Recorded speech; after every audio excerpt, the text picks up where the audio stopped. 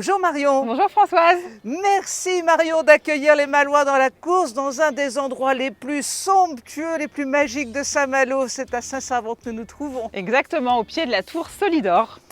Alors tu as choisi ce lieu pour une raison très simple. Tu vas nous parler de cette course, la Servantenne, dont tu es l'une des organisatrices. C'est ça. Alors la Servantenne, Aquila RH cette année, qui va démarrer Place Bouvet le 2 juillet, départ lancé à 19h15 pour la première épreuve.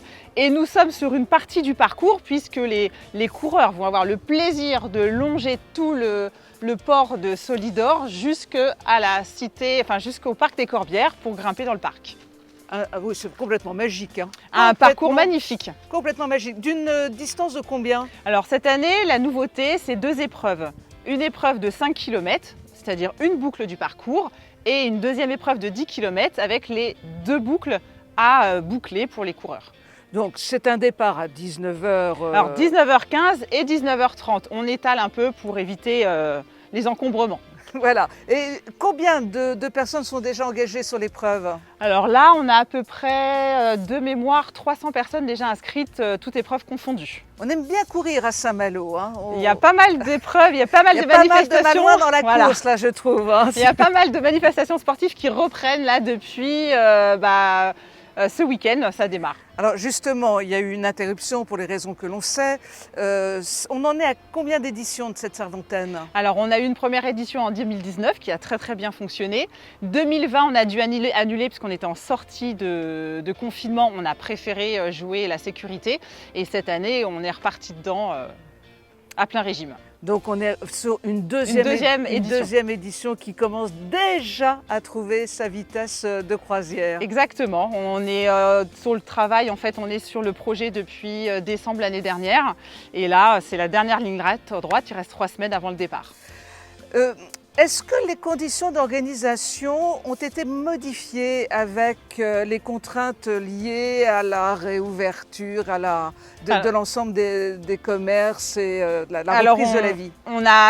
Forcément, on a démarré des actions beaucoup plus tardivement que d'habitude, comme la recherche de partenaires ou l'information auprès des Malouins.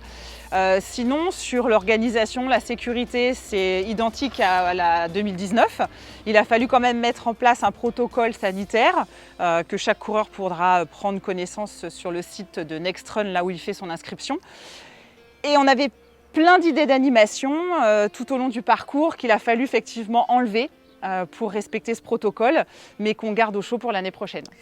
Eh bien, c'est une bonne idée de les garder au chaud parce qu'on va bien réussir à sortir définitivement de cette période compliquée et ça donnera l'occasion de rajouter encore on espère parce qu'il y avait vraiment des belles idées tout au long du parcours, mais bon là, le fait est que on ne peut pas tout faire. Avec une mise en valeur d'un quartier qui te tient à cœur, tout ce quartier de Saint-Servant.